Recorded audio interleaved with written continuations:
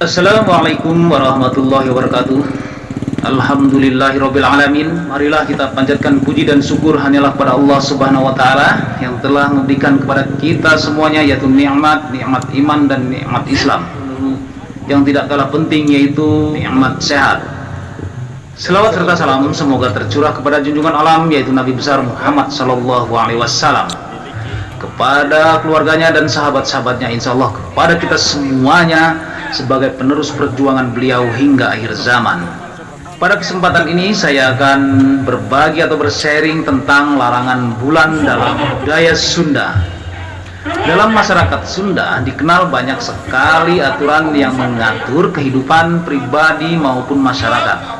Tentu saja hal ini ditunjukkan untuk kebaikan umat manusia sebagai bentuk keselarasan hidup antara satu dengan yang lainnya, yang mana aturan-aturan tersebut mencakup hampir keseluruhan elemen daripada kehidupan manusia.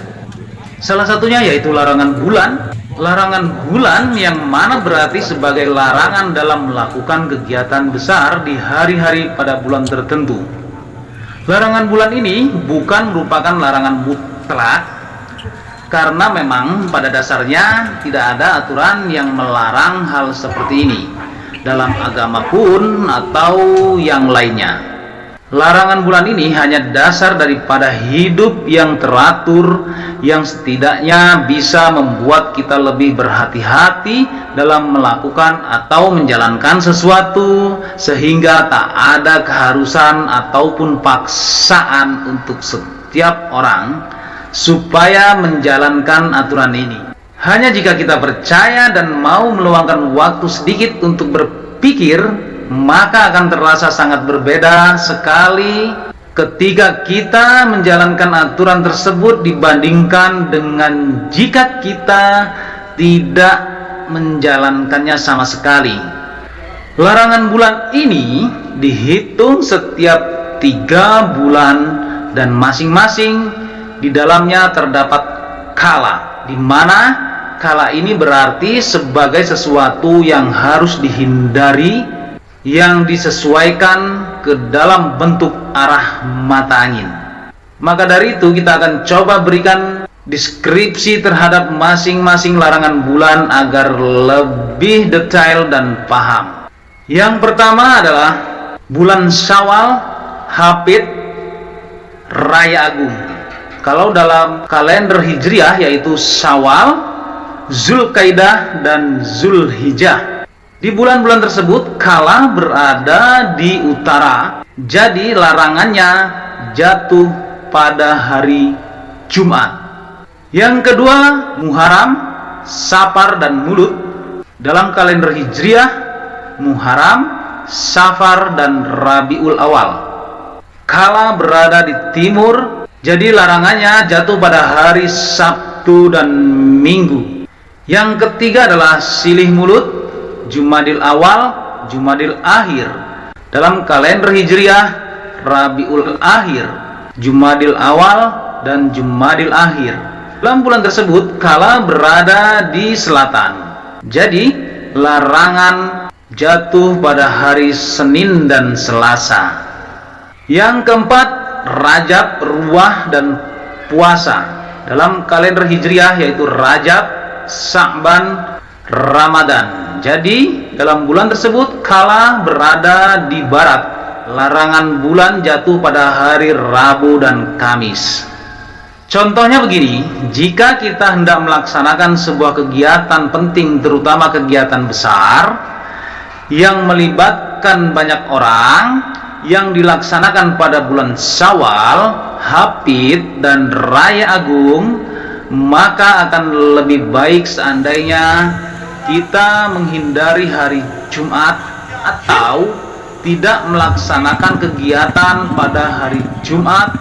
Dan jika kita harus berpergian pada bulan-bulan tersebut, maka usahakan untuk tidak pergi ataupun tidak secara langsung pergi ke arah utara. Akan tetapi jika kita harus melaksanakan kegiatan tersebut pada bulan, hari dan arah yang dilarang, karena kegiatan tersebut bersifat darurat atau ada hal mendesak lainnya yang tidak dapat ditoleransi, maka biasanya kita harus bertanya terlebih dahulu kepada seseorang yang ahli dengan beberapa syarat yang harus dipenuhi. Syarat-syarat yang diminta pun biasanya tidak terlalu mahal dan memberatkan, karena ini bukan perdukunan. Hanya beberapa barang yang agak sulit ditemukan ataupun memang jarang ada, seperti contohnya ya, ayam cemani yang asli ya, ayam yang berbulu hitam seluruhnya tanpa ada bulu berwarna lain. Entah apa maksudnya dengan barang-barang unik tersebut. Yang pasti, selama hal tersebut masih bersifat positif dan tidak melanggar aturan bermasyarakat, maka hal itu wajar saja. Larangan bulan ini biasanya diterapkan pada kegiatan hajatan seperti pernikahan ataupun khitanan, dan juga liburan serta pindah rumah, dan ataupun akan membangun dan merenovasi rumah.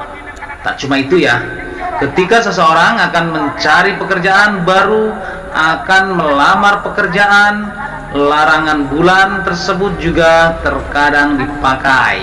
Dengan adanya hitungan larangan bulan, tentu ada juga fungsi yang menyertainya, yaitu untuk meminimalisir hal-hal yang tidak diinginkan, atau dengan kata lain yaitu untuk memperkecil suatu kesempatan kita mendapatkan kesialan. Jadi larangan bulan ini fungsi utamanya adalah menghindari sial dan melancarkan kegiatan tersebut, dan bukan untuk mendapatkan suatu keberuntungan. Sebenarnya banyak sekali contoh, terutama mengenai orang-orang yang paham akan larangan bulan, namun mereka melanggarnya. Akan tetapi banyak diantaranya yang terlalu tragis untuk diceritakan. Menurut cerita orang tua pada zaman dahulu, jika perayaan hari besar Lebaran jatuh pada hari Jumat, maka beberapa masyarakat adat Sunda lebih memilih untuk mengundurnya menjadi hari Sabtu. Jadi bisa disimpulkan bahwa setiap bulan-bulan tertentu kita hendaknya berhati-hati dalam melaksanakan kegiatan apapun. Bagi orang yang percaya, maka uraian atau paparan di atas sangatlah terasa manfaatnya jika hanya untuk meningkatkan kewaspadaan. Dan ini sangat baik selama hal itu masih dalam bentuk yang positif. Oke teman-teman semuanya, demikianlah tadi sedikit mengenai larangan bulan yang berlaku di kebanyakan adat Sunda, yaitu Jawa Barat. Semoga bermanfaat untuk kalian semuanya, tahu menambah pengetahuan untuk diri kita semuanya, khususnya diri pribadi saya. Kebenaran datangnya hanya dari Allah Subhanahu wa Ta'ala. Kesalahan merupakan kehilafan diri pribadi saya. Untuk itu mohon maaf atas segala kehilafan. Wallahu a'lam bishawab.